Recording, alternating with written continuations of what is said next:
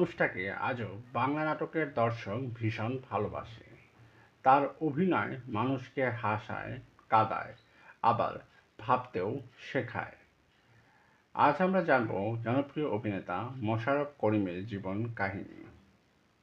মোশাররফ করিম ছোটবেলা থেকে অভিনয়ের প্রতি আগ্রহী ছিলেন। ধীরে ধীরে তিনি নাটকের জগতে প্রবেশ করেন এবং নিজের অভিনয়ের দক্ষতা দিয়ে সবার নজর কাড়তে শুরু করেন। তার অভিনয়ের সবচেয়ে বড় শক্তি ছিল স্বাভাবিকতা। তিনি এমনভাবে চরিত্রে অভিনয় করতেন যেন মনে হতো এটা বাস্তব জীবনের গল্প।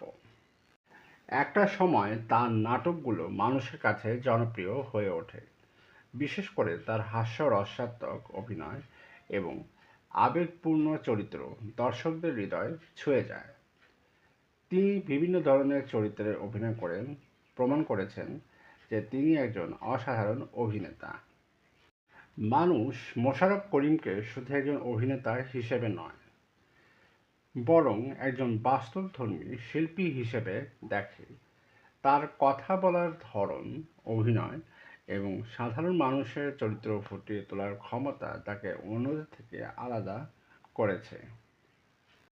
আজও তার পুরনো নাটক মানুষ বারবার দেখে, কারণ তার অভিনয়ের মধ্যে মানুষ নিজের জীবনের ছায়া খুঁজে পায়। এটাই একজন সত্যিকারের শিল্পীর সবচেয়ে বড় সফলতা। আপনার কি মোশাররফ করিমের কোনো প্রিয় নাটক আছে? কমেন্ট করে জানাতে ভুলবেন না। আরও এমন ভিডিও পেতে চ্যানেলটি সাবস্ক্রাইব করুন।